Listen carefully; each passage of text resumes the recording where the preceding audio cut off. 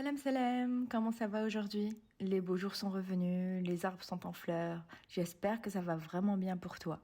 Ça fait longtemps que je n'ai pas partagé par ici. Ce mois de Ramadan, j'ai dû ralentir, pas par choix, mais par nécessité.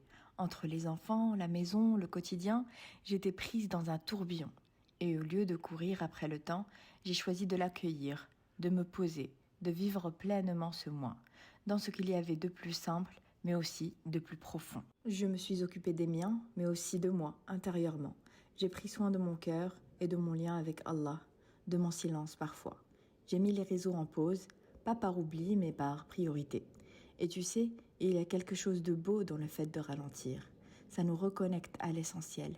Ça nous apprend à écouter vraiment, à ressentir plus fort, à savourer ce qu'on a déjà.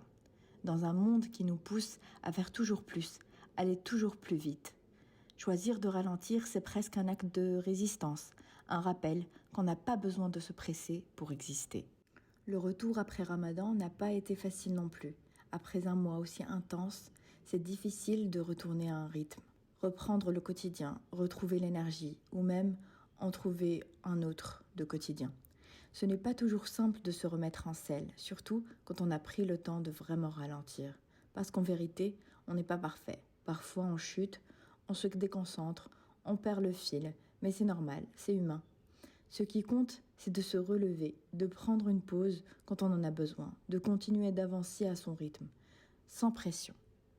Aujourd'hui, je reviens doucement avec cette recette de choux farcis à la viande hachée, un plat simple, généreux, réconfortant qui fait du bien au cœur et à l'esprit. J'avais quelques feuilles de vigne aussi que j'ai farcies aussi. Voilà, c'était ma pensée du jour. Et je te laisse finir de regarder ma recette. N'oublie pas de liker, de t'abonner et de partager si tu as aimé. À très bientôt pour une autre recette, une autre pensée. Salam!